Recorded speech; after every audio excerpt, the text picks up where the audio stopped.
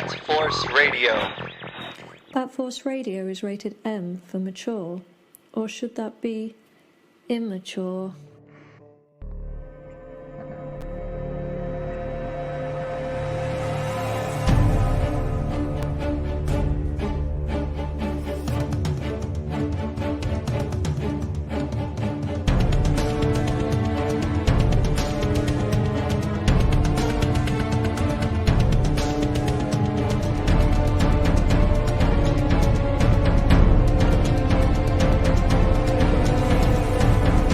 Grumps and Gramps, tons of lasso grumps and gramps.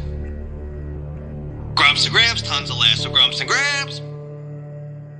Grumps and Gramps, tons of lasso grumps and gramps. Welcome back to Grumps and Gramps, episode number 23. We've got a full house tonight. Just introducing everyone. I am Gramps from Dallas, Texas. I'm Grumps from New York City. We got the man who puts the miles in the aisles, Dunk Dave, everything 219. Albany, And New our York. other friend from Jersey. We got Teasus. Believe. Dirty Oh, Dirty Jersey. I can already smell him. Hey, this is a special episode. We're all collectors. We all love the fig life. And, we like to put the action in our action figures. And to do so, we got to have a world that they live in. And tonight is a very special guest because we've interviewed toy photographers, we've interviewed customizers, we've just interviewed fellow collectors, but tonight we are going to talk to a man that makes the dioramas and the worlds in which our figures get to run around and fight and shoot and do battle in. We've got Jordan, aka OILERS Workshop. Welcome to the show. Thank you so much for inviting me. You're welcome. I'm privileged that anybody even looks at the stuff I make, so thank you so much for having me. Man, when we started talking about wanting to get a diorama maker, artist, what do you call yourself? A dioramist or a miniaturist? I mean, in general, I just try to be an artist, but probably miniaturist or diorama artist would probably be the best term that people would be able to find something and look up what I do, There was a very short list of people that I could think of that I wanted to talk to. And then, we also talked with our friend Eric Studdard, who has several of your pieces. Yeah. And, I followed you for a number of years, and I kind of look at your page and kind of try to figure out what you do. Of course I can't, but I try to share more of that now than ever over on YouTube. So I'm trying to teach folks what I can. Yes. Even though you lay it all out there, but I'm just like, man, that's just a skill set that I'm never going to have. But we wanted to have you on and kind of go through, your story, how you got started in the diorama artistry and show us, some of your work. Sure. I'd love to. I have a bad habit of either not talking enough or talking too much, so I'm happy to talk about whatever. Please fire away. Fire away. Where did you get your start in all this? Well, I mean, it's really been pretty much my whole life having been interested in really all art. I come from a very creative family. Musicians and artists are in both sides of my family on my mom and dad's side.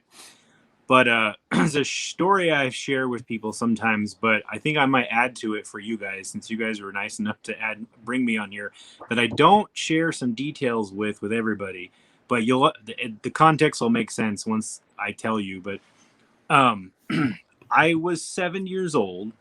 And I know this is a Bat Force Radio here. We love Batman and DC, but I watched Star Wars for the first time when I was 7 years old. It was on video. I was born after it came out, but I was sitting on a living room floor playing with Legos when I was about 7 on summer vacation at my buddy Jake's house, and finished watching Star Wars, the first one.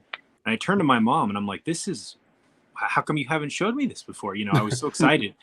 And she said, well, do you know that everything in that movie, the spaceships and all the aliens and everything, somebody made all that. And I didn't realize that as a 7-year-old. You think it's real, right? Right. So I was so blown away when she told me that when I was 7. I was like, wait, somebody made that? And that was kind of that pretty much set my creative brain on a path where I was always trying to figure out how stuff was made, especially when it related to films. So special effects, makeup, miniatures, even I got into computer graphics when I was in high school, learning how to do CGI stuff, like very low level stuff. It didn't get crazy. But the kicker for me was when my mom told me that, she also told me, and this is the detail I usually leave out, my Auntie Barbara helped make some of those miniatures in Star Wars. No way. What? Oh wow. Yeah, my Auntie wow. Barbara is an artist, and she worked for Lucasfilm for like 20-something years or 40-something years. And unfortunately, I didn't really have any chance to learn anything from her. But knowing that I knew somebody who worked on Star Wars when I learned that as a kid was pretty much all the inspiration I needed to try to figure out whatever I could. And it blew my mind. And so, yeah, she worked on episode 5, 6, and 1 and 2.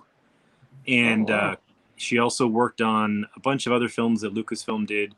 And there's a YouTube channel called Pierce Film Productions that did a whole documentary on miniature model makers. And about a month ago, they released a video, and I didn't know about it, about my aunt and when she was the lead model maker for the film The Mummy. Oh. And I had forgotten that she worked on The Mummy because it's a weird situation with my family. That's on my father's side, and that side of my family, they've got problems. They don't always talk to each other as much as we would like to. So unfortunately, I don't really get to spend a lot of time with my aunt, like barely any, to be frank. But so I'm always excited to learn something new about her career when I get the chance. And so the thumbnail of the YouTube video is my aunt painting the Abu Simbel Egyptian temple that they used when they did some wide shots in the film. So that's worth taking a look at. But that was just knowing that was such an inspiration. It kind of took me on my lifelong creative journey, to be frank. That's where it all started. Wow, that is amazing. That's amazing. Wow. Do you use, like, probably jumping the gun a little bit, but like, do you have like any props or anything that she worked on, or do you use anything like that you saw that she did before to help with what you do now? So no, and that's what I mean. Like, my family is very like disconnected from one another on that side, unfortunately. But when one of my other family members passed away when I was about 8, she invited us down, and this was the only time I really got to spend a long amount of time with her. But I got to tour Lucasfilm right before they moved and began set up Skywalker Ranch, when it was in its original place in Marin County. So I got to see a lot of cool things when I was like 7 or 8. I have pictures of me holding the Yoda puppet from Return of the Jedi's hand. And I've got one of the Han Solo and Carbonites behind me, and it scared me. I was standing next to it like, it's going to jump at me. You know? So I've got a few family pictures that are in an album at home from that trip. But when I got to see like some things that were in process sitting around the shop. And one thing that she sent me that was actually made by her. It's the only thing that I got from. She sent me like Star Wars stuff, all the like other like toys and things, not stuff that she made. But Jurassic Park had just come out right before that. I was a Jurassic Park freak, like most of us. And she made me a copy of an award that was given to the special effects team. So somebody sculpted a T-Rex and put it on like a square base. And she sculpted it, and then she molded. I think she sculpted it, and then I know she molded and cast it. And they made awards, and they painted them like they were Emmys or whatever, and gave them to the special effects crew. That's cool. She made one for me and sent it to me. Wow. And so that's in our bedroom. It's up on a shelf, and it's got broken teeth and a broken hand because I was like 7 when I got it, and I didn't take as good of care of it. But I will never get rid of that. So she sent me that. That's sweet. That's cool, though. Wow. Yeah, thanks for coming on. We're going to go contact her and start up a new show. Go for it. If you get a hold of her, let me know. Because I'd love to ask you some questions about how to do stuff. Oh, man. Wow. Wow. That's amazing. That is inspiring, though. To be honest. That's well. See, you're thinking the same thing I thought when I was Yeah. 7. I was like, what? I mean, I'm the kid who my mom would take me to Goodwill or whatever to go shopping, and I would stare at the shelves and see like broken toys, and I'm like, I bet I could turn that into this. And if I took this and I painted that and I glued this onto it, I could turn it into that. So I've been doing that with my brain since then, just because that mesmerizing idea of stuff being made out of other stuff to make amazing other stuff, I couldn't let go of it. And so that's every creative thing I've done was always, I wanted to figure out how to do a technique so I could make what I wanted with it, Yeah. And so everything I've ever learned was usually that was the motive behind it. Sweet. So when did you cross that bridge into like, the miniature artistry, the dioramas and I did try to fiddle around with that stuff as a kid. Was that, sorry? Were you a collector first, and then you thought, well, I got to have a place for my toys to play? Yeah, well, since we're all collectors, and that happens, like whether you mean for it to or not, you start getting more and more and more, and you want to like to display it or show it off, right? And so, yeah, that naturally did happen. I do have pictures of me, like, because my auntie Barbara, who worked with Lucasfilm, she would go and buy me like just random toys, Star Wars toys, and send them to me. And so and my mother would get me stuff. I would get stuff. I'd save up money, but I would display it. And when I was younger, I never knew how to go about making much. But as I got older, I got more confident. And probably in my late teens, early 20s, like towards the end of high school is when, and after is when I started trying to figure out how to do stuff creatively just for my own personal satisfaction. And most of my understanding of how things went together was from when I did a lot of drafting in high school because I wanted to learn how things were put together. And that really informed how houses are built, how mechanical products and things are assembled and put together and machined and made. And that gets the wheels turning and you start thinking about how to put stuff together. And then I was pretty broke most of my life. I'm still very broke, but Most collectors. yeah, right. I started a business like 9 years ago and started making a couple extra bucks, and I was able to amass a bunch of tools for that business. And when I started having some free time, I was like, hey, I have a bunch of tools that I've never had and I could never afford. And I have scrap parts and things from the work that I do. I'm like, well, I should try making stuff. So I made some armor. I made some leather stuff. And then I kind of remembered, I was like, I've always wanted to get into miniatures because of what I said, but I never really felt confident because I didn't have money to get materials or tools when I was younger. So I dove in about 7-ish years ago, maybe 8, I can't remember exactly, and just started trying things that I'd always wanted to try with, like I said, with broken toys and with like scrap aluminum from cans and just messing around and figuring out how materials worked. And that's kind of where I started fiddling around. And then you see other collectors when you start looking up hot toys after you buy a hot toy and you see what people are displaying with things, and you start asking yourself, how could I make that? You kind of start to reverse engineer things. And that's where kind of everything came out of. Okay. Wow. That's great. So Jordan, is this something that you do this professionally, or is this like your side, I don't know, side hustle? Or... Right now, it is technically a side hustle. But I do want to be doing this full time. So my beginnings of that, like 7 or 8 years ago, was just as a hobby, just for fun. And then as things started to grow, I was like, maybe I could do this, because I started getting asked by people if I could make something for them or if they could buy something from me. And then my back started to hurt at work. I started having a lot of back issues and tendon issues and things. And then I started thinking, I'm not going to be able to do what I'm doing forever because of my back. And I was like, maybe I should try to take this more seriously. So about 3-ish years ago, I started kind of pushing really hard to just do this with my free time and make it happen.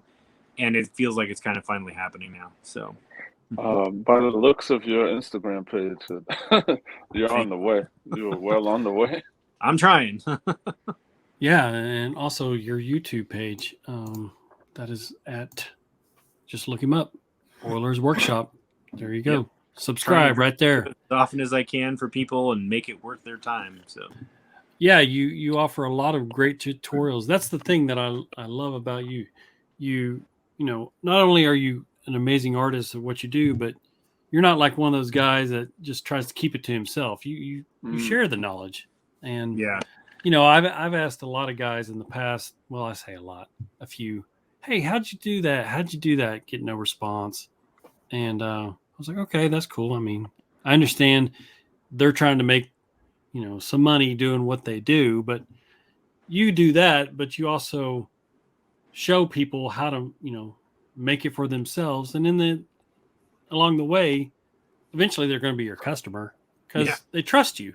And, you know, I see that, I see what you're doing, man, and it's working because I just bought some stuff from you. Oh, thank you.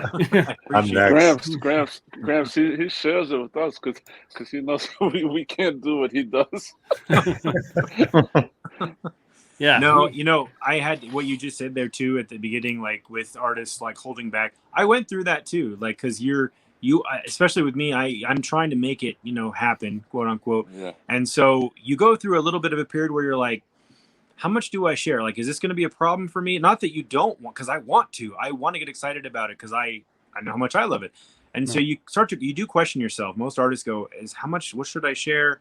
And then you get to a point where you realize it's like, no, this is why people are coming to your page. It's like they want to see what you're doing. They're going to stick around. It's like you're not going to share with somebody how you made something and then they're going to like take it and run away. It's not how it works, you know? So you kind of have to, it's more of it. I think it comes more from artist insecurity. We all, like, artists tend to have that. We tend to doubt, like, did that really turn out like I thought? I don't know, you know? And so you get a little bit insecure and then you get a little guarded, but thankfully I was able to get over that pretty quick. Yeah. And what I realized is something I said on a live stream I did on Sunday. And I had a gentleman who is a glass blower. And I posted this on my story actually, because it was floored by his comment. But I said on my live stream, somebody asked me, hey, how did you make that dumpster? Tell me the exact process. And I'm like, well, I can tell you every single step and show you every single step and exactly how I did it. And then you can go make one, but you'll be making Oilers Workshop dumpsters.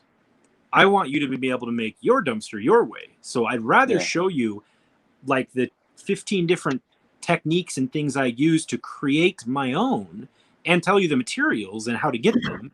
And then you go nuts. Like, and that's when, and I said that this glassblower got a hold of me and he said, hey, I can't believe you said what I've been saying to my students for 20 years in glassblowing. They always want me to show them exactly how I made the piece that I made. And I tell them, if I teach you the techniques I used, then everyone will make something great and everyone's art will be unique.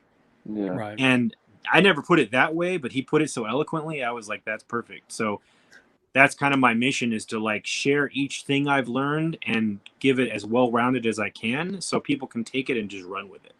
And I've had 4 people in the last like 2 months come back to me and show me bat caves that they've made for their action figures, watching my 3-part Batcave series on YouTube. And in that video, I go over some things very specifically, and other things I just go like, look, I use this material and just watch how I applied it.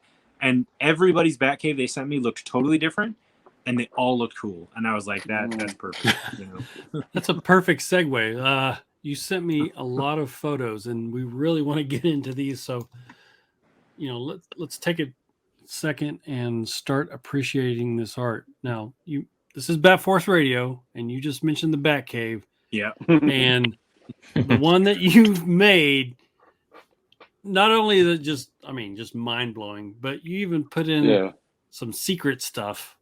Oh yeah. I like the secret stuff. So Batman's a detective, right? So I had to find a way to do that. Yeah. Let's get into that. Here we go. Here's kind of the first shot. You can see the platforms and looks like a suit chamber in the back. I mean, I'm looking at this, even the stalactites. I'm like, how do you do this? It's the same thing as what I was saying. That's a lot of small ideas that I've collected over, since I was 7 years old, really. You know, when you're a kid and you're playing with your Batman, you want him to be able to do something in your imaginary Batcave. And so these are just sort of ideas I've collected ever since then in the back of my mind about if I had a Batcave, it would look like this or I would look like that. And then so that's informed a lot of like the layout here of like how I would do things, like you're saying with the stalactites and stalagmites, the overhangs, the lights. That's all my inner child playing with my Batman toy that I got from KB Toys, you know. Like, Okay. how Wow. much planning goes into this? A lot. It's Because yeah. what, Go ahead, sorry. like what we're looking at right now is two parts, two separate pieces, correct? Yeah. At the top of the stairs and down that back wall, it splits open in the back. Oh my gosh. I had to figure out how to fit it in my car because I went to I delivered it to I think his account name is still the same. It's customs_watcher. He does custom Batman action figures, and he wanted a cave, and so he's the one who commissioned me to do that. So he has that. He's in Northern California. I actually drove it to him because it's only a few hours away from me. Oh wow. Amazing. And You're an artist and a gentleman. Cheaper than shipping it. Yeah. And safer. Sure, right? Yeah, and it was I knew it's not going to get destroyed, and I could beat him and talk to him, so that was nice. So how long something like this took you? Like, whether you want to speak days, weeks, hours, like about a rough estimate. So on this one, I started keeping track of my hours on builds, but I wasn't in the past just because I was just enjoying the build and not thinking too much about it. But now that I'm trying to, calculate how to, actually make things time-wise work, I'm doing that. But really in months, this was whenever I had extra time not running my small business and being tired of spending time with my wife, this is what I would work on. And it took me about 11 months. So it was a couple hours here, a couple hours there. I'd take a whole Saturday, work on it, a couple hours here, over 11 months. Wow. And all of this is on your YouTube, right? Yeah. Like I think, the entire process minus a couple little steps, but I say them verbally. I don't show them because I didn't get a picture of it. But like 95% of it is in the divided up into 3 videos. And the lighting part of it is, I call it part 4, but it's my video on how to do miniature lighting. I go over how I did the light setups and the theory behind how I designed all that with the backlit screens like that. And the two, and you'll show it later, but the 2 different lighting systems, one being black light, one being bright white light. That's the 4th part. So it's technically 4 videos. The 4th one, I just don't talk about the Batcave. I just talk about how I did wiring in general. But those 4 videos explain basically every single thing that I did to make this. And here we get to the secret part, which was a really awesome extra step that, I've never seen anybody do. But like you said, the backlight or black light, you've got neon Joker laughter throughout the cave. Yep. Yeah. Yeah, I was thinking I gotta, it's like I wanted to originally incorporate an elevator that had like something more like the 1960s style that was round with opening doors. But I'm like, that's kind of, it's not special enough. And so I was thinking about how do I make this scream Batman and Batman's a detective and do something that not only the person who had me make this will love, but people will see and instantly understand why I did it. And I thought, Joker and Harley broke into the Batcave while he was out, and they played, and that's their prank, where they painted like, we know where the Batcave is, ha ha ha ha ha. And that was my thinking on that. So, and I had to run 2 wiring systems, so there's 2 switches on the back, one that turns on the bright light, or 3 actually, one that turns on the bright light, one that turns on the Batcave, or the Bat computer, and then you turn those off and turn the black light on, and it turns all the black light on, and you can see that. And there's actually a feature under the Bat computer that says "Get it." It's like a thing that, like, he says, "Do you get the joke?" But I didn't. I forgot to send you a picture of that. Oh, okay. Man, Wow. It's just amazing. Golly. 11 months, man. That's amazing. That's like A lot of work. Yeah, I mean, it's a masterpiece. I'm trying to figure out, like, dude, does all the foam take place first? Like the foam, I don't know what you would call it, crafting, and then you paint it, or I don't even know how that works. You have to Where think would you about it start? like that's why I talked about drafting at the beginning, so you guys might be able to understand like where I'm coming from. All these little things that I didn't mean to come together to this point did. You know, like where I learned how drafting worked, I learned how this worked. I didn't necessarily, just because I learned drafting in high school doesn't mean I can make a miniature Batcave, but it taught my brain how to think about how things fit together, you know. And so and anybody can do that, but it just takes the planning. And so I did a bunch of sketches, and I was like, I thought for probably a month just on how to start it so that I didn't have to go backwards. And Okay. so, you know, the splitting into two pieces was a choice from the beginning. And then you have to start thinking about the more organic shapes, like the rocks. How and where are they going to intersect a very mechanical or linear shape, like the platforms or the edges of the back computer? And start thinking about, how do I want to fake that, or how do I want to make that look a certain way, or how do I want to literally make them intersect? And once you like kind of figure out how you want that to look, then you have to kind of go, all right, which thing do I need to do before that? Which thing do I need to do before that? Which thing do I need to do before that? And then you find your starting point, and then you can start going from there. But there is a lot of Mm-hmm. back and forth. Those the platforms, mostly on the right side that you see hanging, they are hanging. They're anchored in place so they won't move. But I had to do so much measuring from the floor to the top, and compensating for things I was going to do later to get them hanging level. Because my first attempt at where I just temporarily affixed them with some tape and some pins, they were hanging forward and down, and I'm like, well, I can't glue it like that. So They're not made out of foam, right? The platforms. the platforms are made of this. So it's called expanded foam board. It's kind of like, you know, PVC pipe, but unrolled into a sheet. Okay. And that's how I get the thinness and the stiffness and the sharp edges. Gotcha. Wow. So You get that at like Lowe's? no, I get this from a local plastic supplier, and they're all over the place. If you just go on Google and search like plastics or plastic shop, you Okay. probably find something not that far away. But there's a place here in Reno called Trip Plastics, and you can just go in there. They have a warehouse full of stuff. They make stuff, and I've gone in there and just bought scraps, because they sell scraps too, and just messed with materials. And so this is one that I discovered sort of accidentally, and I realized how versatile it was, because it's fairly easy to cut and fairly easy to glue, and it's really like rigid, and so you don't have to worry about melting it or denting it like you would the foam. So Yeah. this is Okay. technically a type of foam, but it's really, really, really, really strong. So I don't know if you can see the edge. Well, maybe this edge.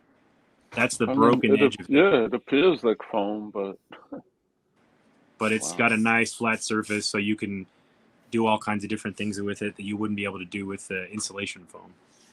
And I'm sure you probably have one of those hot wire cutters. Oh yeah, yeah, Yeah.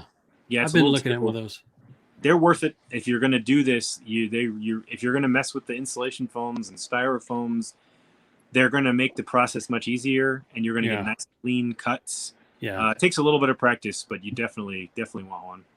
Yeah. I mean, I've tried to make a couple of, you know, simple rooftop dioramas, and, you know, you just can't cut that foam evenly and nice and clean like you can with one of those hot wire cutters.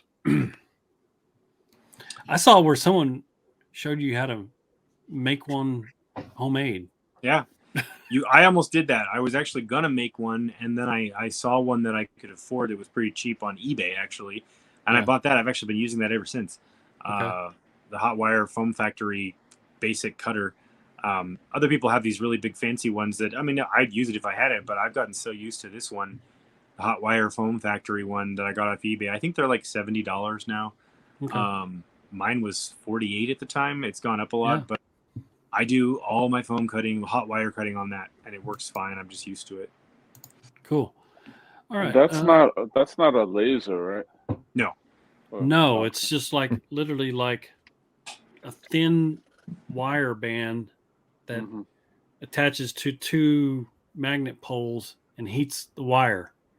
And then you just slide the foam through, you line it out on the foam how you want it. And then a lot of guys, just kind of like with a bandsaw, they've got an edge that will hold it to place.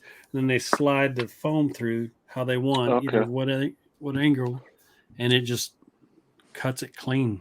I can show you guys if you want, real quick. Do it. All it. Right. Yeah. Let me. That's I can show you guys how I did the stalagmites and stalactites. That would be really cool. Yeah. So this is what we want. The first, so the first layer. Let me move my camera really quick.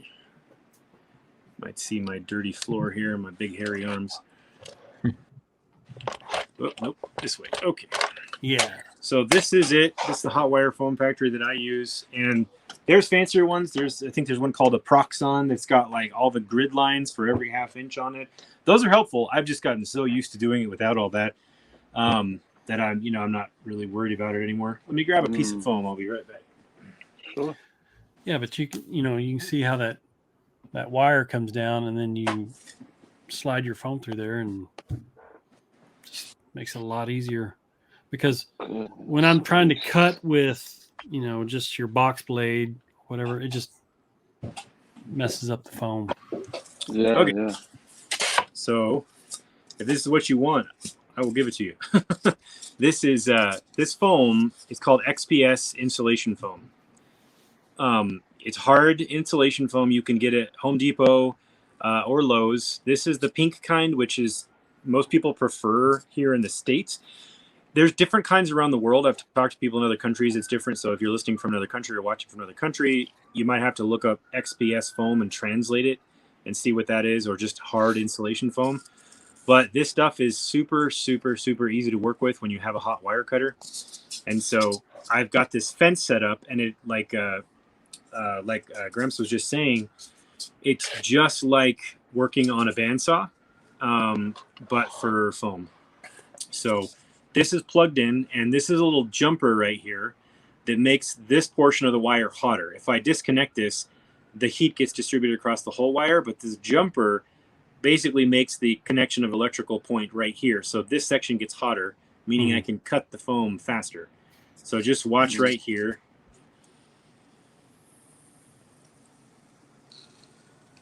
I can look that up. See that? Yeah. Yeah. It's just moving. It's the heat that's moving through the foam. Have you ever touched that wire? Oh, yes. I burned my Do you recommend using gloves? No, Wow. I mean, you get used to it, and you get used to not doing that. But Clean. that's your cut, and it's very clean already. I pushed it through really fast, so you get these sort of bending a little bit. If you go a little slower and you have patience, it'll be a little bit cleaner. But even if you do that, you can just take some 120 grit sandpaper and just rub it back and forth, and it'll be fine. Like 1 or 2 times, and it'll go away. Oh, okay. That's a good tip. And so I'm going to move this fence, and I'll show you. I started with this thicker foam. This is the 2-inch foam. That's 2 inches right there. Right. And this you have to buy in big 4-foot by 8-foot sheets, and I think they're about $30 a sheet. So it's actually quite cheap when you parse it out per square foot. The other foam you've seen is this foam, which is the 1-inch foam. You can buy in 2-foot by 2-foot sheets, and they're $5 a sheet, I think. And those are nice small sheets. That's what most people use. But I buy this 2-foot or 2-inch thick stuff because I can do bigger pieces with it. And this is what I made the stalactites and stalagmites with. Okay. So basically, you kind of have to visualize a cone shape. This becoming a cone shape. Let me move my camera again so it's a little bit closer. Sorry about the hand close up. No problem. I'm reading your future. No. Hope it's good. Hopefully that doesn't fall. Okay. So basically, you have to imagine this as your cutting tool. So if you want a round base, sorry, I don't know how much in depth you want me to get on this, but if you want a round base, right, and then you want it to come to a point, you have to imagine it cutting at an angle while you're turning it. So you have to turn it on 2 angles. So I'll show you up here. I'm going to try to keep the wire at this point on the bottom and then rotate it around. So I'm going to do this, and then I'm trying to follow my line while rotating. And I'm not, here's the thing though, when you're doing these stalactites and stalagmites, you don't really have to worry about it being perfect because caves are not perfect. And you can fix it. You can fix it later. So. Wow. This is so cool. So, oops. Oh, wow. So that's part of it, right? So I didn't keep it at the tip right there. I just kind of rotated it around. But I can go in here and now I can find another angle and I can just move this through there. Now I've got 2 stalactites. Now you... Look at that. Wow. It's like That's watching the Picasso paint, man. Basic so idea.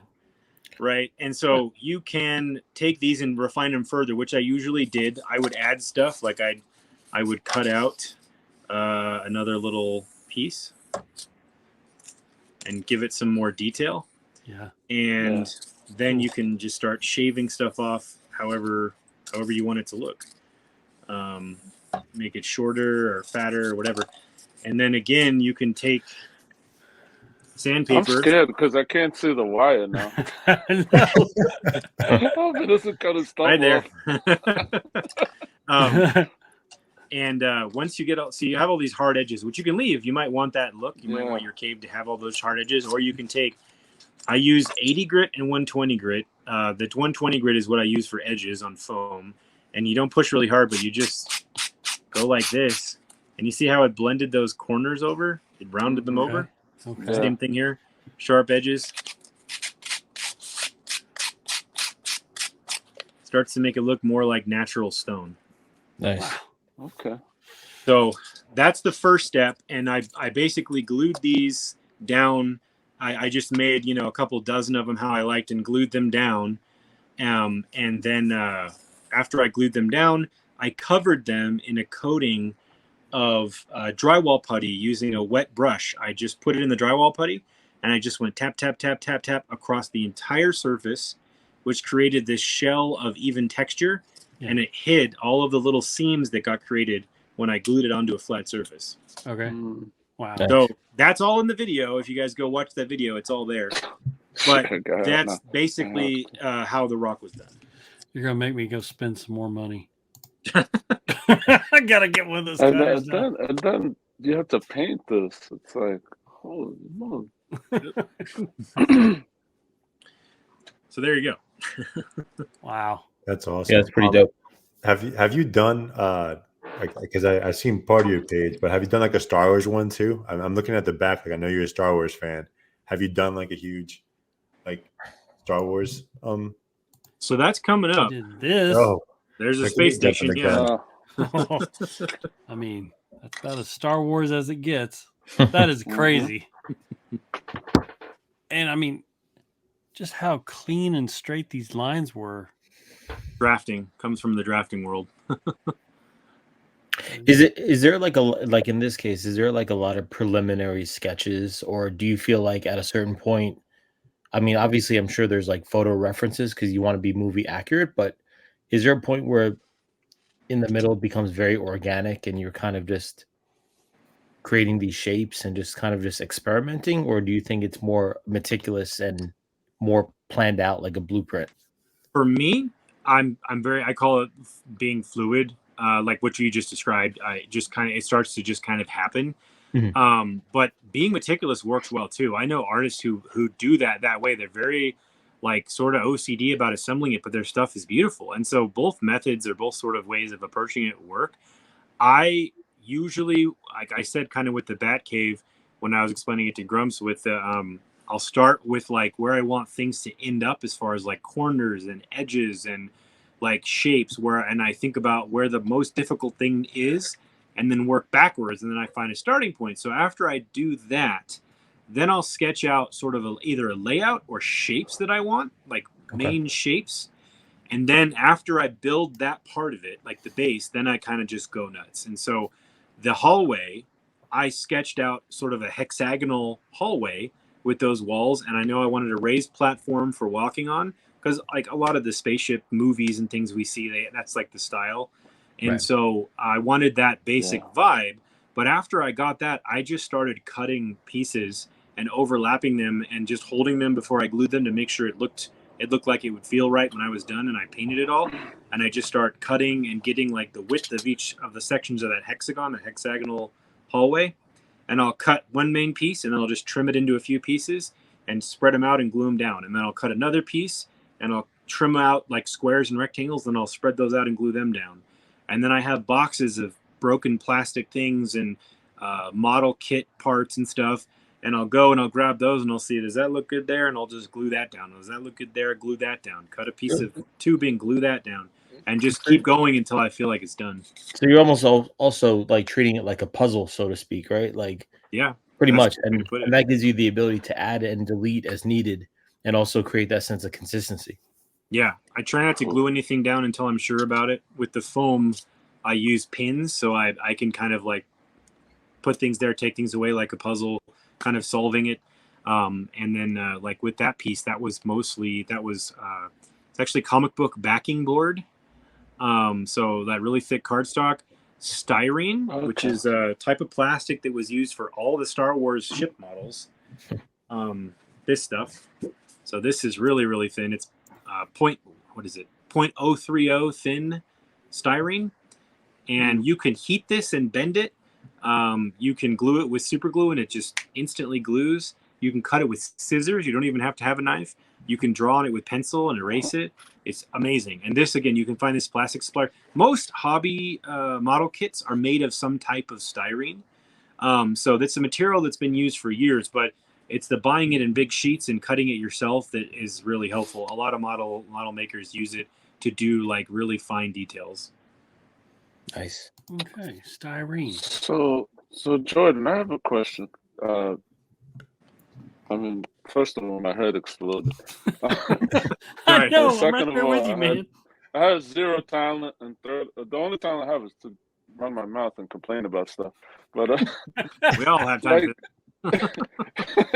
In terms of I was looking on your IG page with the, I guess, sci-fi build. I don't want to say Star Wars, but I see you had Samus in there. Like, is there a ton of measuring that goes in for the like the 1/12 scale action figures? Like how do you?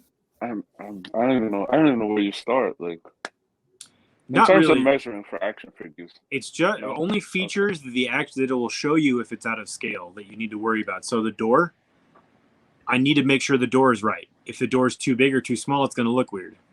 And like windows, they need to be at the right height or they're going to look like they were made for, like a different scale. And so that's the stuff you have to really worry about, is features that are going to stand out next to a figure or a human. So doors, windows, and again, a lot of that comes from drafting. Like, I know a standard door height is 6'8", and in 1/12 scale, that's 80 inches. It's 80 inches is 6'8". Divide that by 12, you get to about 7 inches tall. So that's a door. 7 inches is the one. So, but if you do a door that's 6.5 inches, it'll look too small. If you do a door that's 8 inches, you'll be like, "What?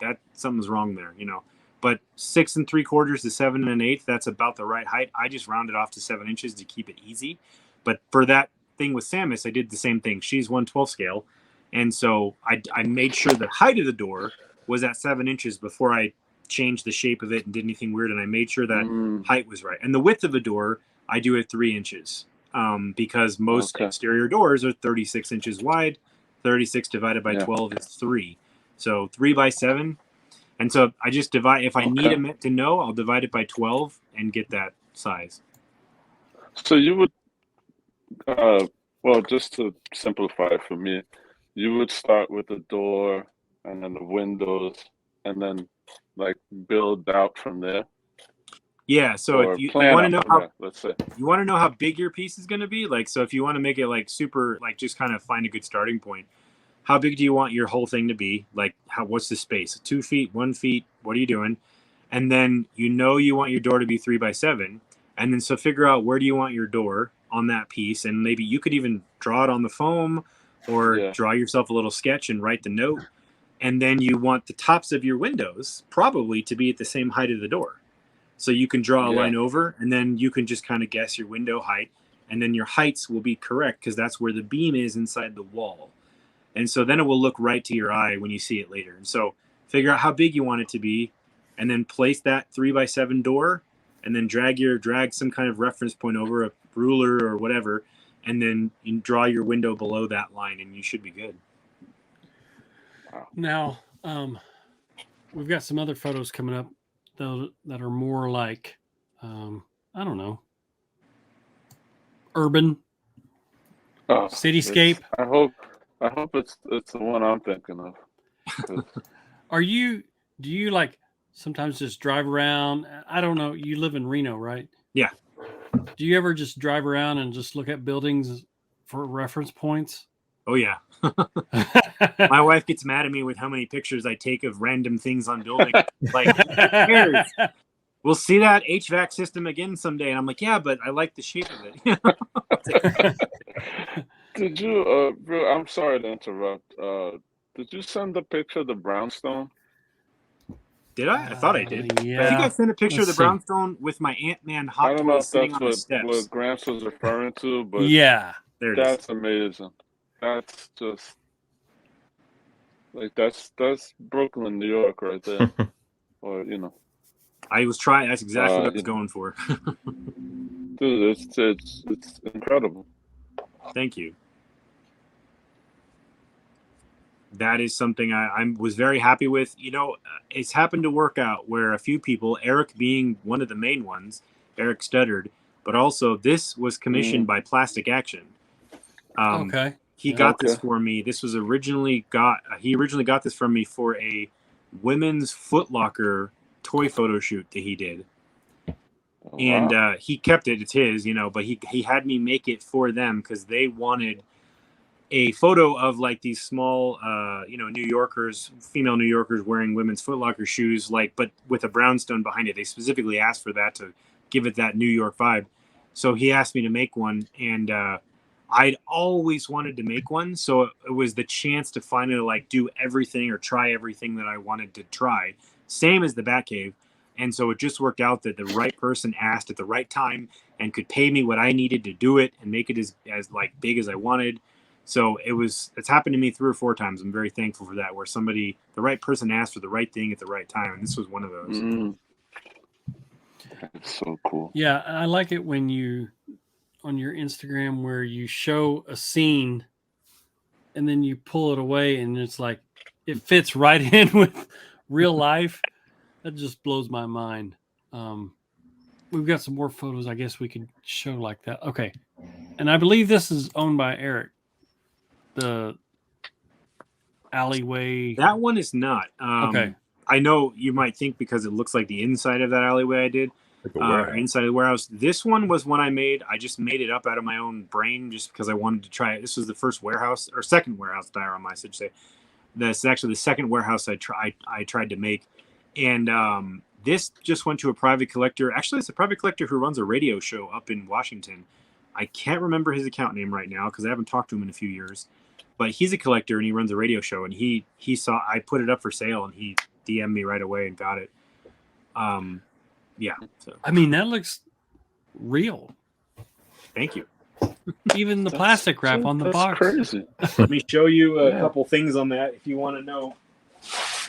I want to know, does that the scrolling, what is it called? I forget the name of it. The gate. It's like a retractable. It's like a retractable garage door. Yeah. Yeah.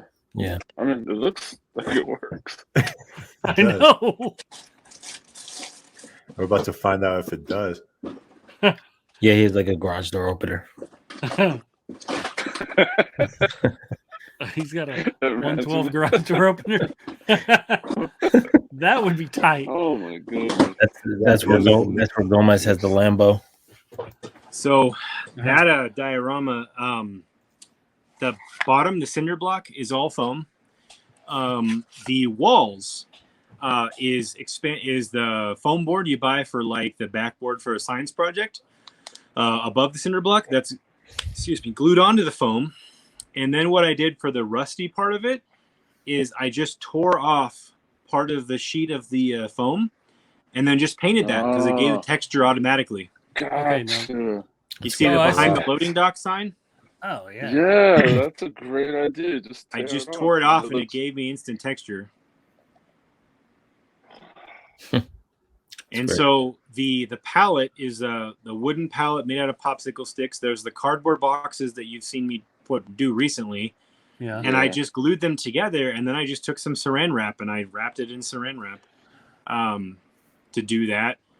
And the truck is also insulation foam. That is just the back of a truck. And here's the other one I made. So this was the first one I did as a test, and I didn't like the white. I thought it needed to have more color, so I made another one and I painted it yellow. And so I kept this as a reference for myself for future projects. But this is just insulation foam. Okay, what about the rollaway door top? What's that made out of? That is corrugated cardboard. Let me grab a piece of it over here. Yes. Oh man, that makes so much sense. So if any of my Dio guys watch this, they're gonna learn some cool stuff. I haven't done YouTube videos on yet, but I do plan on. I'm gonna do YouTube videos on like each thing over the course of time, like just to show like exactly demonstrate how I did it. But it's a PVC tube, a small one, just like this, and I glued this corrugated sheet around it. Yeah. Oh, that makes total sense. And I cut another piece and glued it to the back so it would drop down. And it's just, that's the basic door. Just spray painted silver with some black wash on it. And that's honestly how most guys do their garage doors like that. It's just this corrugated sheet in different sizes. But it looks great, you know. Yeah, I've seen that at like Hobby Lobby or stuff. Yeah, you can get it in the scrapbooking aisle. No. I can't get over this. This piece, this wall. All right, talk us through this, man. That's all insulation foam as well, except for the windows and the wires, of course. So that's one of those project sheets that you can get at Home Depot. That's 2x2. It's already the right size. Mm-hmm. And so I used my rulers and I drew out, like I was telling you with the windows and the doors, where I wanted the windows using a Sharpie. I don't know why I like doing it with a Sharpie, but I drew that all out to make sure it was all placed right. And then I took an extremely sharp extendable blade DeWalt. This doesn't have to be a DeWalt, but this is mine's a DeWalt, where you can extend the blade really far. And, be careful, kids. But put down the straight edge and use a brand new blade. That's the trick. Brand new blade, never been used, and just do like 20 cuts to get that. This was before I actually cut that. The top two windows before I got my hot wire foam cutter, and the bottom two were done with the hot wire cutter. But the top two, that's how I did it. I just have a metal ruler and I just slide it through until I get most of the way down, and then move to the next side most of the way down, and then you can tip the knife down and you can literally just saw out the rest once you get most of the way down, and then pull it out, go to the other side, and you can just push it out the back. And that's how I cut out the top windows. And then from that piece that I cut out, that's already the width that I need. So I sliced off a piece and I glued it at the front at an angle, and I sliced the little edges to get that brick sill. Gotcha. Yeah. And the same thing on the bottom. And then I drew those arched sections at the bottom with my Sharpie. And then I went up from the bottom. You can't see it because it's all painted over, but I went up from the bottom and I took the whole piece and slid it into the hot wire foam cutter, and I moved it around the hot wire foam cutter like a bandsaw or like a jigsaw, I guess, and cut out that so that curve would come out nicely, and then punched it out the backside. And then the top, where that fanning out foam is, that's all foam. I just carved with a knife, and I used just a guide. I think I used something that was that width, like a piece of cardstock or plastic, and I just used it and I dragged it over to get the arch, and I cut that out, and I cut all the shapes out. And after I cut out the windows and I did that fan arch shape at the top, Then I went back with a ruler and I cut all the lines for all the brick. So that's that working backwards idea where you cut out the windows first, because if you do all the brick first and then you cut out the windows, you did all that brick over the windows and you didn't need to do all that brick over the windows. So I did the windows first, so that I didn't have to do all the brick lines where the windows were. And then I could line up my brick lines where the edges of those other features met so that they didn't like come in at an angle or overlap weird. So you really went from the windows to the walls. Yeah. So Jordan, how did the bricks? Do you use one of those brick rollers, or how do you do the bricks? That's all hand carved. So you guys are getting my whole year of Jesus. YouTube, one video right here. Holy moly. That's amazing. I'll show you the brick really quick if you want to see it. Yeah. It's tedious. It's not difficult, but it just takes forever. And I've been exploring other techniques to try to shorten that time, and some of them are going really well, but I'm not ready to disclose those yet because I haven't mastered them. So, do you like practice on certain things, or you just try it? I do. I don't dive into a big expensive piece and just do stuff. I do mess around and try stuff. Yeah. Okay. So what you'd want to do is 1/12 scale standard red brick is about 1/4 of an inch tall and about 3/4 of an inch wide. So what you need is all your your horizontal lines, which are 1/4 of an inch apart. So you can use a guide like this. This is a quilting mat, and you can use just your eye and look at your ruler and just go 1/4 of an inch, 1/4 of an inch, and then you can cut your line or you can mark it. So you can get your foam and you see the marks down here, and I can just use my eye and kind of scrape in every 1/4 of an inch, and then go to the other side and scrape in. Start from the same side, because if you start from the other side and it's like off, all your lines are going to go at an angle. So I started over here, so I'm not going to go over here. I'm going to go over here and do every 1/4 of an inch. And then you just line your ruler up and you cut just a little bit into the foam with a knife. Just like that. You guys see that? Yep. And you're just going to repeat that. And so I've done this so much that unless it's a piece wider than about 1.5 feet, I don't measure anymore. I just eyeball the 1/4 of an inch. You get really good at seeing it. It's just a practice thing. So I just move it over 1/4, slice it, move it over 1/4, slice it. This is all you got to do. And then same thing this way. You want to measure every 3/4 of an inch. 3/4. This was one where I probably have to go off a guide because these are wider, farther apart. 3/4 of an inch, 3/4 of an inch. And then you're going to skip every other line to get the brick pattern.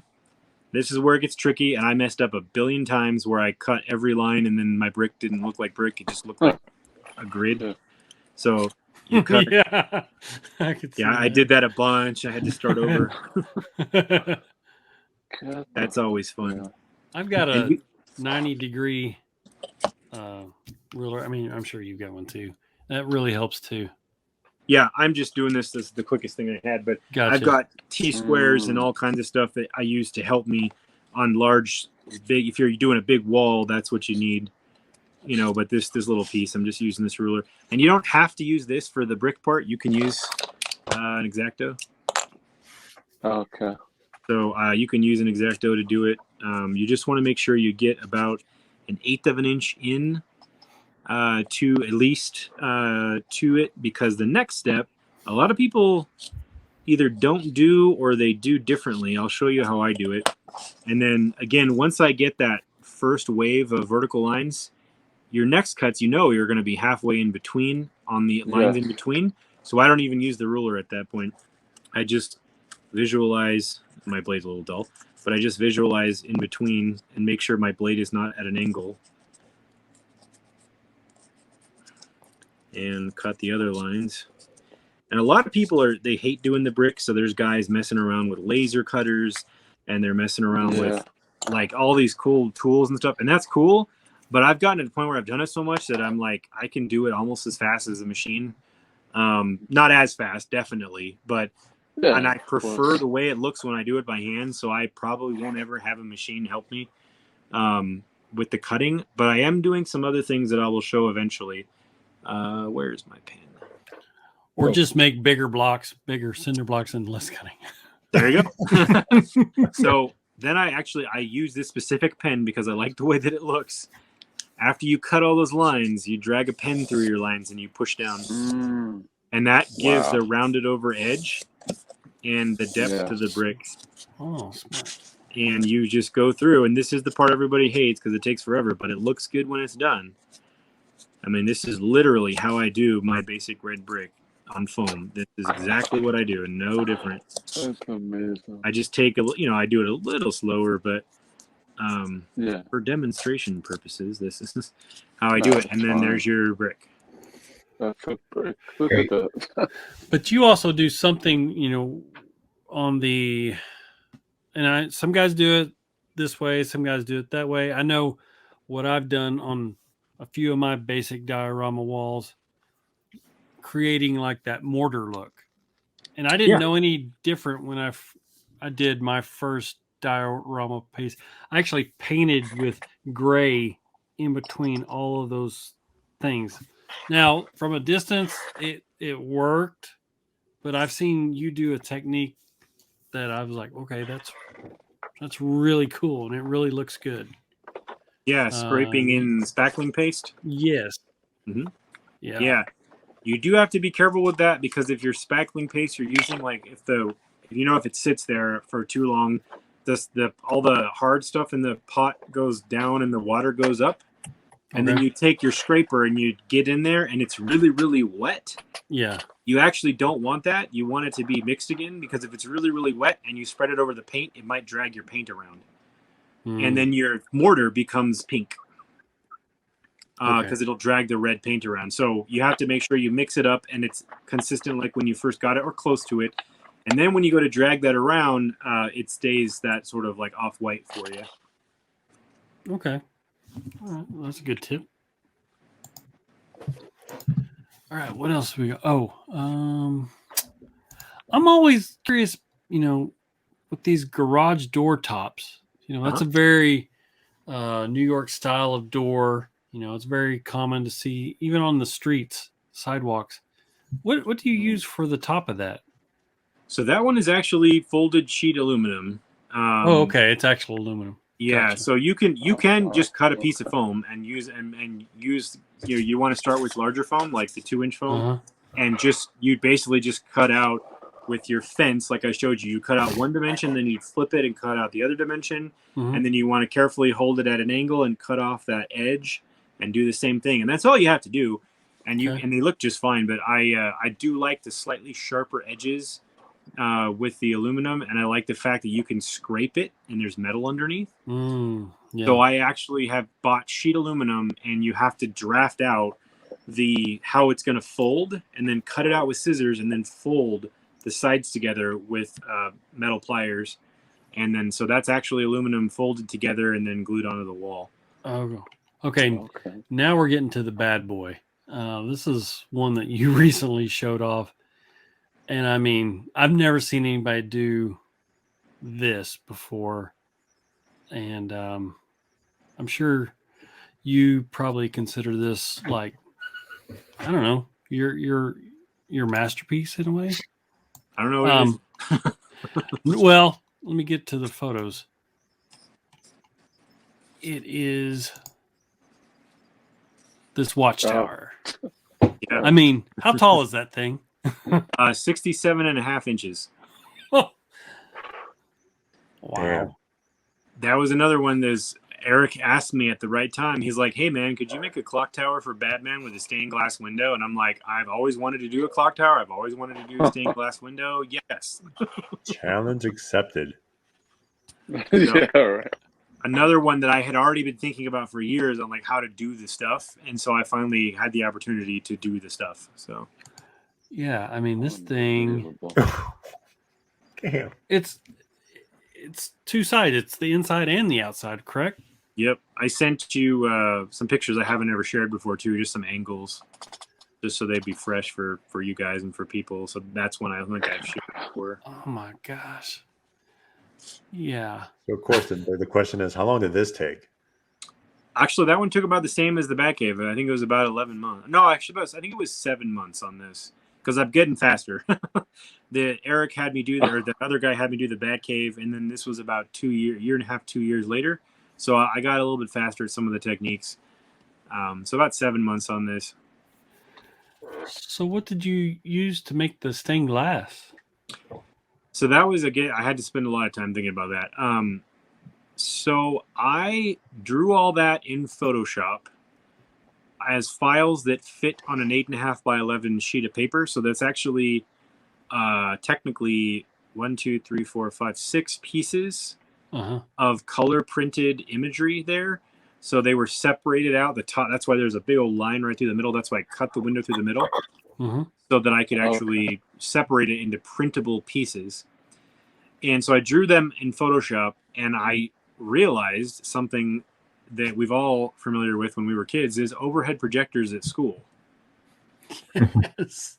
And I was like, can they print in color, like more than just like black, green and red? And so I went down to a couple of printers locally and I said, hey, can you print on overhead projectors for me? And they're like, oh yeah, we do it all the time for schools. And I'm like, can you just print any color? And they're like, yeah. So I did those in Photoshop, and I had them printed on 8.5 by 11 sheets of overhead projector film. And I printed one image facing out, and the other one I reversed it and flipped it the other way and sandwiched them. And in between them is a sheet of, it's called vellum. It's basically just tracing paper, so that it would diffuse the light really evenly. If it was just the plastic on plastic, it would look like plastic on plastic, and it would almost be too shiny. But if you, by putting the vellum in between, it tones it down, makes it look more like glass. Yeah, it makes a frosting effect. Exactly. That's right. Exactly. Yeah, you got it. How did you figure that out? A lot of thinking. I have a couple pieces of that right here. I mean, trial by error. Yeah. So the first prints, they didn't come out fully saturated because of the way I had saved the file. The second prints didn't come out the right dimension because the person printing them didn't understand what I asked for. But these are them. So these are the first ones. Like this was the very first one. This was the other one, but that's just an overhead projector sheet. Okay. Oops, sorry, I keep going the wrong way. Yeah. And that's my Photoshop file. And so this side is where the printing occurred, and it's a little bit washed out. And when you look through it from the other side, it's much brighter. And so when you have two of them together, it actually starts to look like your Photoshop file. So if you guys like basically drawing in a computer, you always have the very farthest layer back is white. So anything you paint over it, the computer is assuming there's white behind it. But when you print something that doesn't have the color white on a clear thing, there's nothing behind it to make it bright. So this is vellum. This is, you can see through it a little bit. And when you put the vellum behind it, just watch. Yeah. Boom. You can see all the detail all of a sudden. So that's, I basically had to figure out, how do I make this do in real life what the computer's automatically doing, which was putting the vellum behind it. And the vellum specifically because it lets light through. You can see the light coming through it. Not so much there, but. Oh my gosh. And so then you put another one on the other side that's the reverse image. And then you have, and you line them up. That's great. And it's even brighter, and you can see it from both sides. And that's just standard acetate, you were saying? Or the clear Show plastic? you the package. Yeah, that's killer. That's great. So white vellum, and then the clear you said was projector acetate. Yeah, it's just regular whatever it's called. I don't know the chemical name on this one. Yeah, but, that's awesome. Yeah. So, and well, also too, like to get this so it was stable, so it wouldn't be like wavy when I glued it together. There's also a piece of plexiglass on either side, sandwiching it together to hold everything in place. Jeez. And that's glued into the frame that I built around it, and the whole thing is slid into the foam. And that, kids, is the vellum technique. Yeah. Now, Right. now this big old clock. Yep. Talk us through this. Same thing. Same process. I built the Photoshop file, but the clock, again, with the 8.5 by 11, they can only print. There's probably some print shop somewhere I could pay to print me a big old sheet of acetate. But that clock is the actual dimensions of the round portion of the clock. I think are 10.25 by 10.25. And you can't print on a 10.25 by 10. There's no 10.25 or 10.25 sheet. So I actually had to split my image going across one of the in between the numbers around the bottom of the one of the inner black circles and back over. So it was two pieces, like a C shape, and then like the piece that intersected that C shape. Print them on two sheets, slide them together, and tape them on the back side well, actually, I didn't tape them on that side at all. I just pressed them together in between the plexiglass. But I taped them on the outer edges behind the foam board and styrene that is painted gold. And then I had to do the two pieces on one side and the two pieces on the other side, line them up, sandwich them together, vellum in between. It's the same process, but I had to join two sheets at one of the and follow the black line so that it would be hidden and you couldn't tell it was two pieces. Now, did you use any real life reference for this, or did you just come up with the whole design on your own? Any, like, you mean the whole thing in general, or any? Yeah, the whole thing in general. Yeah, I kind of just made it up as I went along. So, like I was talking to earlier with the space station, I just got my overall ideas. Like, I knew I wanted. I forgot what they're called, but those sort of like air vent things at the top you see in like cathedrals where like air comes out in a bell tower. I knew I wanted those. I knew we needed a big clock in the middle. I knew we needed to have something with like a screen that kind of gave it that sort of churchy Gothic feel. I knew we wanted stairs, and you needed to have like the louvered sides where airflow would get through on the lower section. So I took all the things I knew I needed in it, and I kind of figured out where they needed to be and how big they needed to be to look like the right size with the figure. And then just kind of went out from there and figured out my dimensions. And I had some rough ideas in my mind. And Eric's direction was make it look like it's Batman's. And so I said, okay, bats, bat wings, points, webbing between wings. And so all the detail under that ledge you see that Spider Carnage is sitting on in that picture, that's meant to emulate sort of bat wings under there. And the lines are like the webbing in between the wings. And so I kind of was thinking sharp points, the ears on his cowl. And that was where I got sort of my inspiration for like the curvature of the detail, and of course Gothic architecture, but mostly just going with ideas I had and just kind of going crazy because I was trying to get it done. And so didn't have a lot of time to look up images and try to figure out how to make the image in real life. I just kind of went for it. Okay, what's this picture of? That's the floor inside the clock portion. Oh. So the picture where you were looking down at it before, it's looking through that hole right there. So that's the stone floor in the upper clock area. Okay, wow. And Eric shared with us some photos of him putting this to use. Let me find that real quick. I mean, look at that. That's what I was hoping to see. I was waiting for him to put some pieces together and make it happen. And that was exactly what I was waiting for. I was like, I got to see the clock like that and the stairs, and he did it. Yeah, and this right here. I mean, what do you think when you see him use your pieces in photos like this? I freak out. I love it. I love it. That's, it's a sort of added benefit I didn't realize I would get when I started taking this seriously, is like getting to see what other people do with the stuff. And with Eric and then some of the other artists that have my stuff, it's just, I get so excited when they post a new photo that's got my stuff in the background. I don't need it to be in the foreground. I love that it's framing out what they're doing and just knowing that I contributed like this. I had this exact image in my head when I designed the shape of that stained glass. I was thinking if we're gonna have Batman in front of this, like I was thinking, I tried to make this not look like a church, look more like a clock tower, because I wasn't trying to make it look like a church, but I was thinking, you have halos behind people's heads.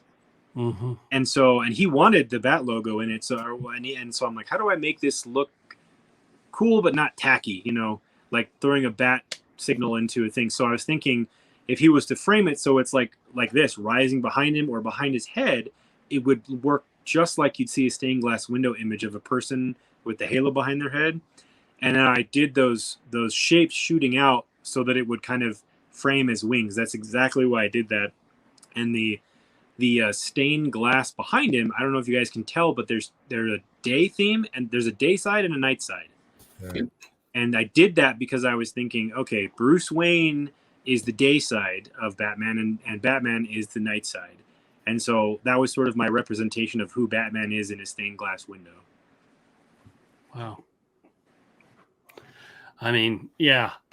As soon as I saw him post this photo, I just wanted to throw all my camera and all my figures away, because I was like, you can't beat that, man. I mean, that needs to be framed. I mean, if he ever offers prints or uploads them to one of those sites, I will buy one. I'll frame it. I'll put it up here. I actually just had Plastic Action send me as a gift a couple of prints of some of the stuff he's used my work in just recently, and I was just thinking, man, I got to get photos of Eric's stuff and put them on my wall back here. Definitely. This is another diorama that you did for him. This alley loading dock. Oh, nice. And my gosh, I mean, some of the stuff he does looks like it. It's got a cinematic feel to it. I mean, when you put your work and his skills in photography and posing together, it's just like dream team. Love it. Yeah.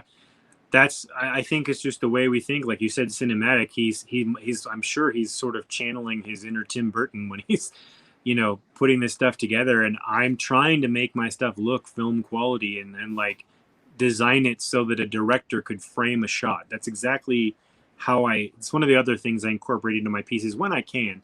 I try to give as many options from as many angles so that somebody could set it up, even if they're just a collector, like different ways, because I feel if I just make it look good from one angle, that's cool.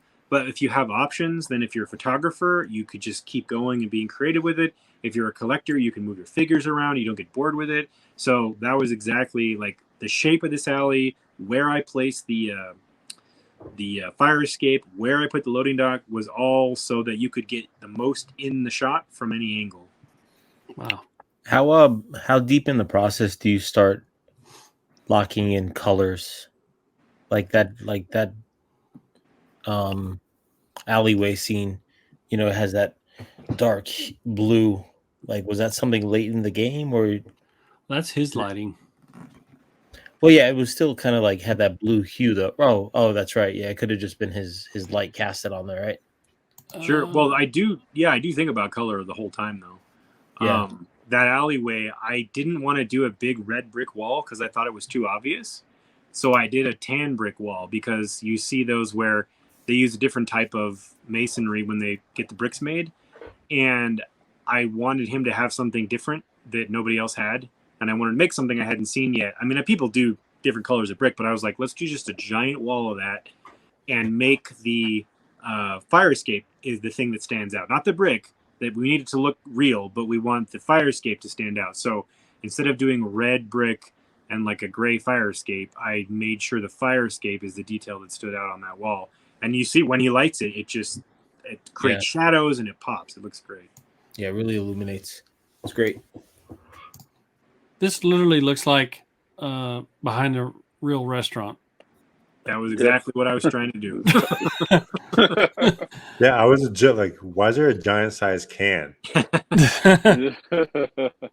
is it a trash can? Like, what the hell is going on? Looks amazing. Yeah, that was a idea. Just a quick idea. I actually made that one really quick because I used some scrap pieces from other dioramas, like that concrete column. I had cut that and I didn't use it on something, but I saved it because I'm like, well, I can use this later. And the fencing was something I had started, but I hadn't figured out where to use. And the cinder block was stuff that I hadn't finished. And the brick wall was a cutoff from another piece for somebody else. And so I was like, how do I make these into a diorama? And I was thinking about like street scenes and behind the shops and what it would look like a delivery in a local neighborhood gas station. And so that's exactly what I tried to put together. You're also thirsty. Yes. For French soda that doesn't taste like anything. Yeah, I mean, this is just so cool. I love it. Do you guys follow Plastic Action? I believe so. I think so, yeah. Okay. He bought this for me. He got a hold of me and asked if he could buy one of my pieces, and so this is the first thing he ever got from me. He's also the guy who has the brownstone, and oh wow, he did a couple of pictures with this diorama right when he got it, and you can buy them as prints. I want to get them. I just keep forgetting to do it. He did Mr. Miyagi dunking or swishing on the Karate Kid, and he put in a hoop and like the Mr. Miyagi's car. And Danielson's on the ground, like holding his knee, like, oh man, and it's hilarious. And then he also has another one where it's like a back alley street fight. He's got Wolverine stabbing Vega from Street Fighter, and they're fighting in the back there. That's funny. That previous scene reminded me of Karate Kid, like where Miyagi has all his car collection. Yeah, that was the first I thought of. Yeah, that's cool. So, Jordan, speaking of friends, how was it when you went on with High School Creations? Oh, it was awesome. He's such a cool guy, and the thing is, I don't think he realizes how much he knows, or maybe he just tries to play it coy. But he's great to talk to because he knows what he's doing, and he does stuff totally different than I do too, and comes up with just amazing stuff. He just premiered that South Carolina store diorama on his channel. And that is awesome. I've always wanted to do like a bodega, and he killed it on that. That was so cool. And he did some of that with the laser, I think. It's got some kind of laser. Yeah, so he's one of the guys that uses a laser, and he knows how to use it, and he does a really good job when he uses it. He's very strategic, and it works like really well. Yeah. I think he said he cut out a bunch of corner brick dioramas for people last year. He made a bunch of them on that laser and was able to give them to people, so he's got all kinds of different things going on over there.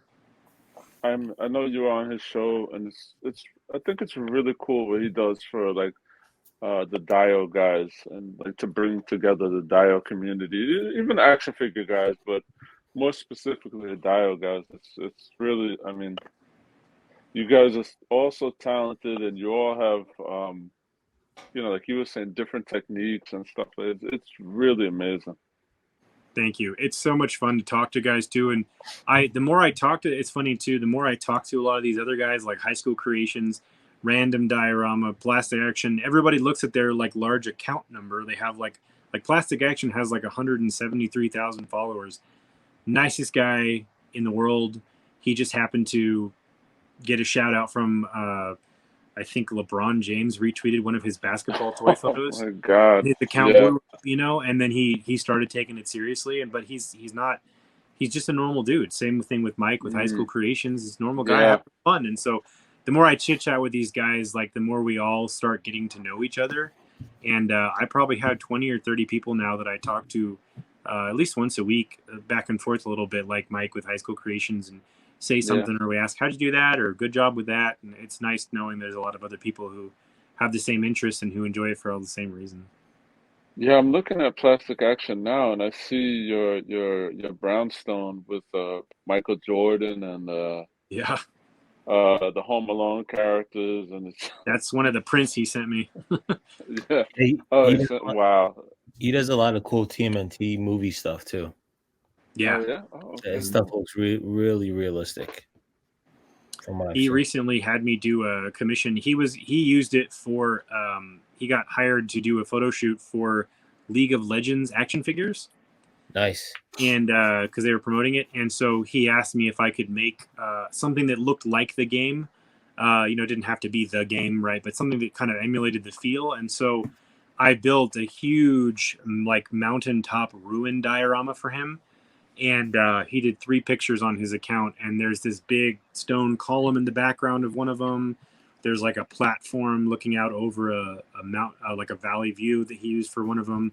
And then there's like grass and a tree that I made. He's got where they're running at each other.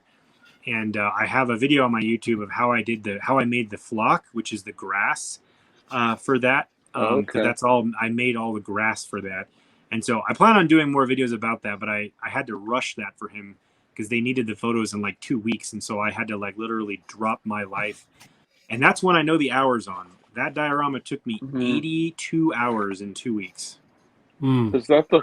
I'm sorry. Is that the Fortnite picture or? No, it's before that. It's a little before that. It's got.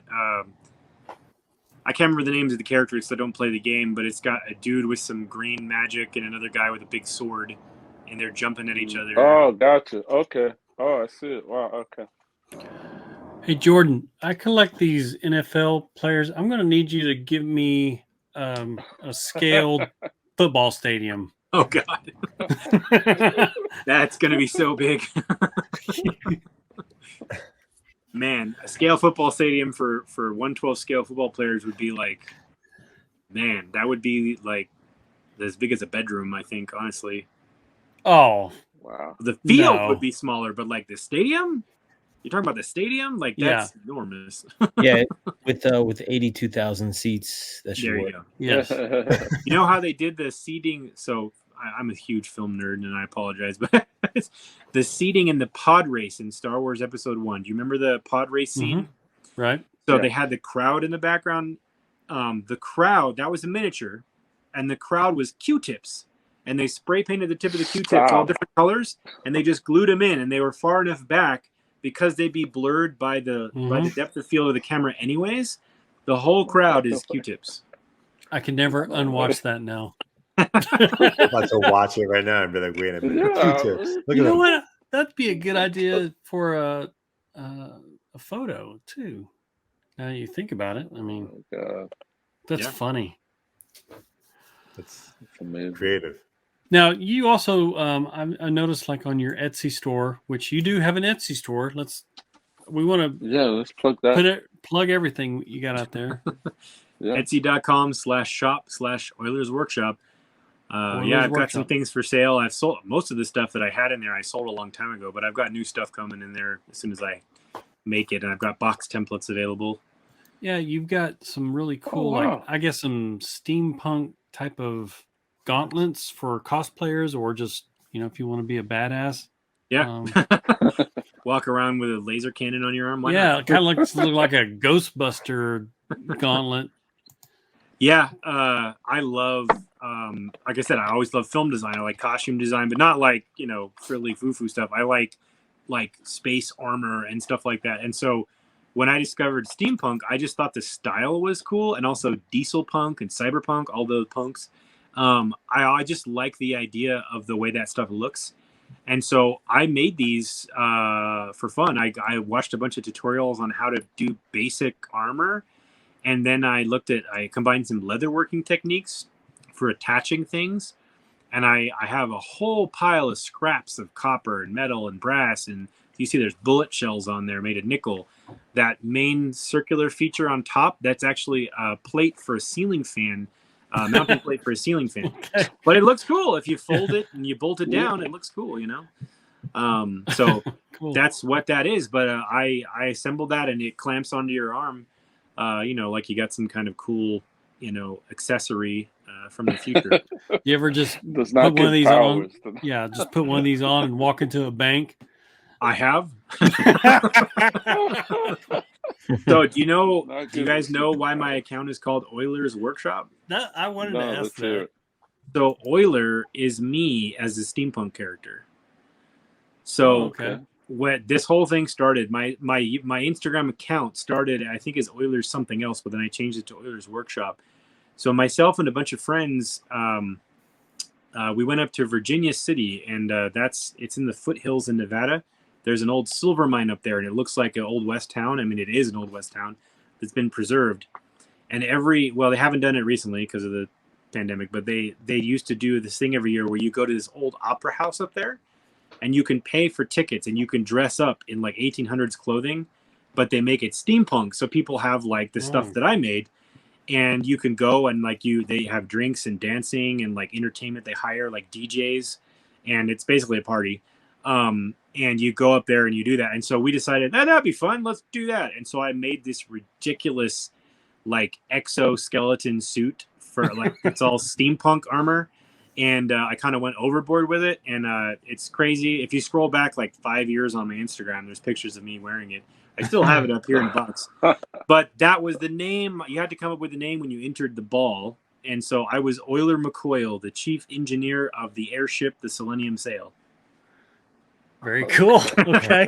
Yeah. I wanted So to know my work. So it's my workshop, but it's also Euler's workshop because he's me. Gotcha. All right. Night and day. Yeah. Oh my so goodness. actually, I have something here. I just remembered. You guys probably like to see it. We're learning all sorts of secrets tonight. Yeah. I'm See looking what at we these got. boxes. I might buy some of these boxes. That's what I got. So you can Oh, buy the that's what you got. download Oh. and print it yourself on cardstock, or I have some that I can send you. Oh, That's what I okay. bought. I'm too lazy to print them. I am. I'm just like, Yeah, because that's gonna look cool. Yeah. I know you guys you're a Batman centric podcast, but I think we're pretty far away from Batman right now. That I can do a little Marvel. oh, Get out of here. That's awesome. This was an experiment, and it's all brass, and those are No. gemstone glass beads I got from a bead shop here. Okay. Wow. very cool. That's cool. Now don't snap your fingers. Yeah. Might or do. was that crash the That's stream or? that's like one of those electrical gloves, right? Yeah. Work gloves.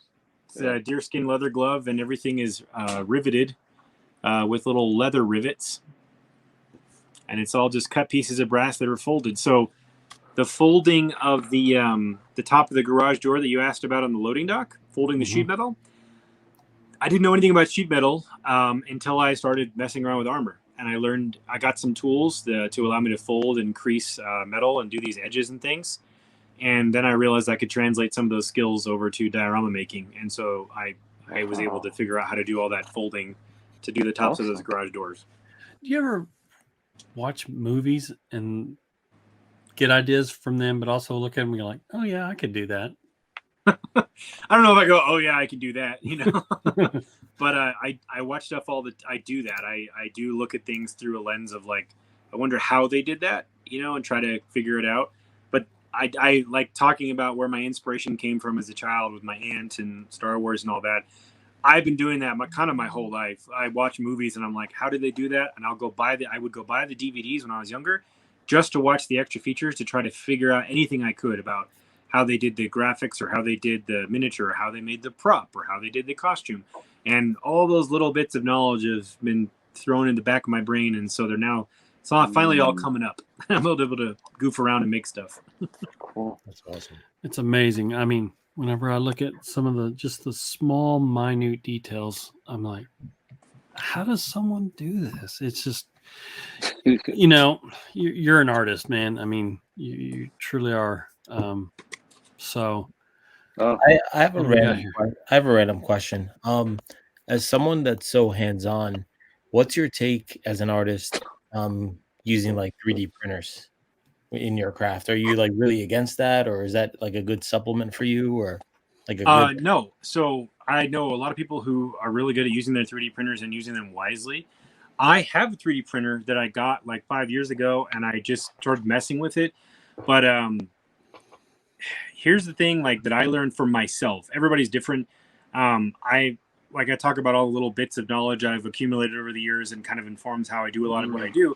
Somebody else may have come from a totally different path, and 3D printing or molding and casting or hand sculpting everything in clay, that might be what works for them. There's miniature guys who sculpt all their bricks out of clay, and it looks beautiful. But I don't, I'm not necessarily good. I know how it's done, but I'm not necessarily good at doing it that way. But I've gotten, accustomed to this way. So 3D printing is just another way. And for me, I know how to do all that. I know, and I can do the 3D modeling in the computer. I have some videos on my YouTube about it, and I'll probably do some more and make printable files available for people, just sort of as a side thing, so that it's available to the parts of my audience and people that want that. But to take the time to if you build the model yourself, or even if you download it, and then set up your printer, and then test your print, make sure it's going to work and it's not going to mess up, and God forbid it finishes printing and doesn't have a mistake. Like, you have to go through all that to get it printed, and then once it's printed, it's got resolution lines, and then you got to figure out how to smooth out the resolution lines. Right. And then if you want another one, you have to go through that whole process again. So to me, unless you put in all that time, which is like a lot of experience to get good at doing all that and knowing how to set your parameters and your temperatures and all that stuff and do it smoothly, it's kind of cumbersome for someone like me, because it takes away from the time I could be doing everything else.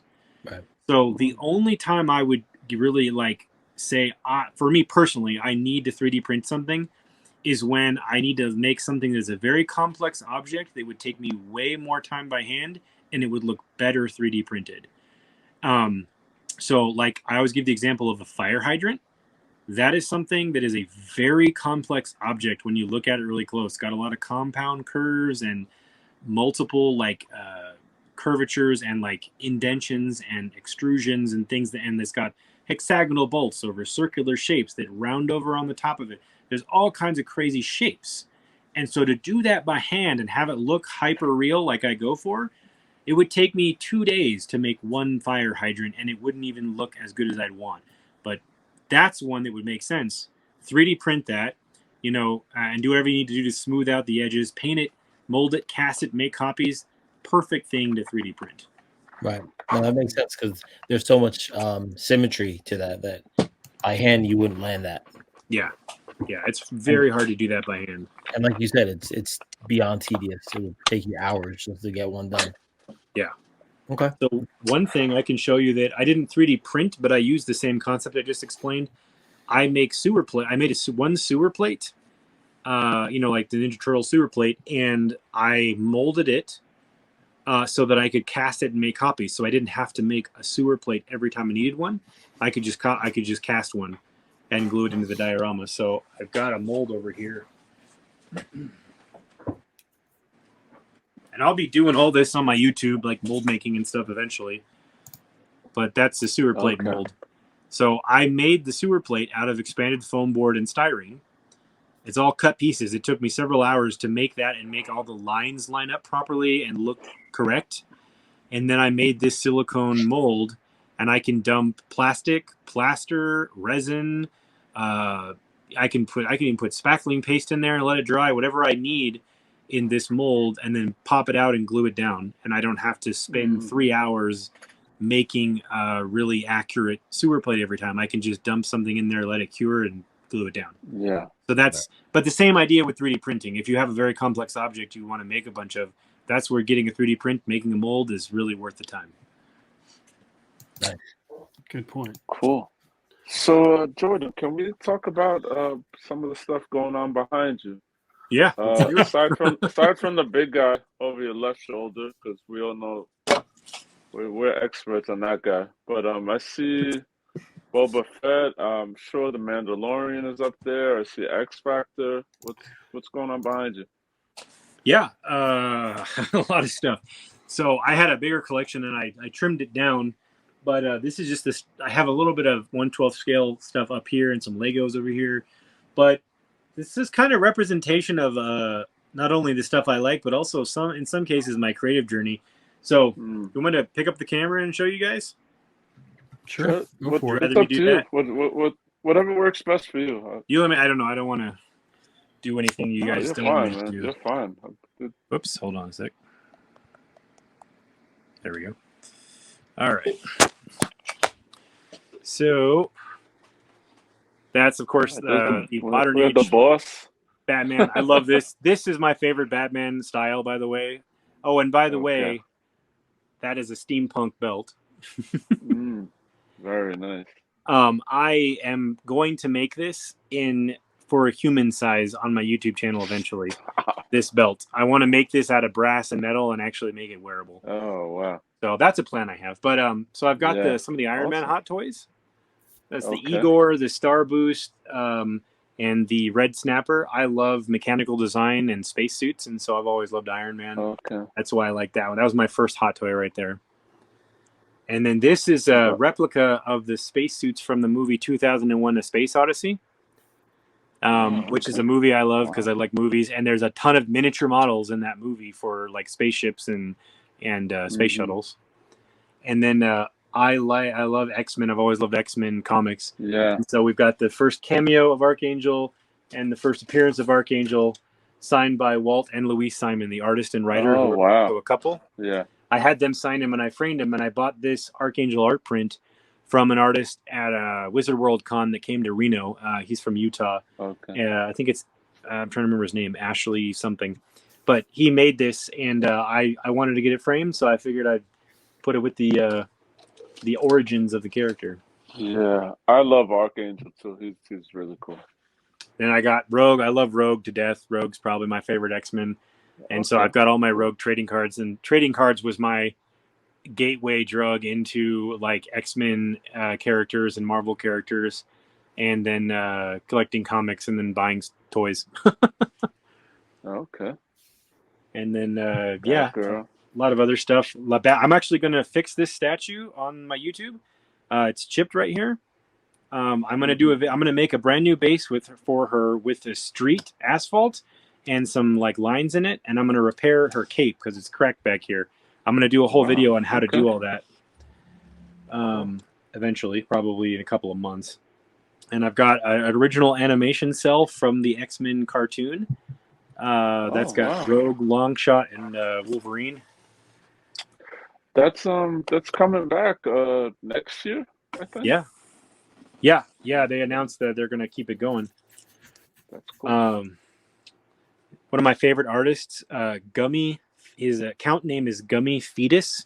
He does cutaways of action figures. Like he'll take this Batgirl and slice her in half and show you all of her bones and anatomy. So I bought one of his toys because I just couldn't resist.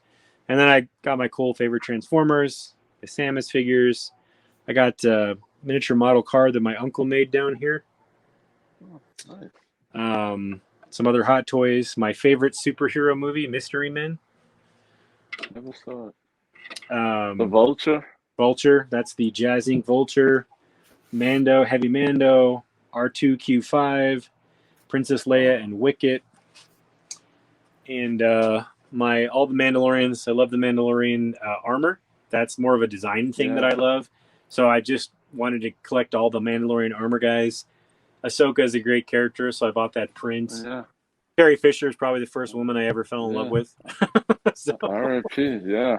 Got my Carrie Fisher and the Probe Droid, another design thing from Star Wars. One of my favorite designs, so I had to buy that toy. That's cool. Original Star Wars album,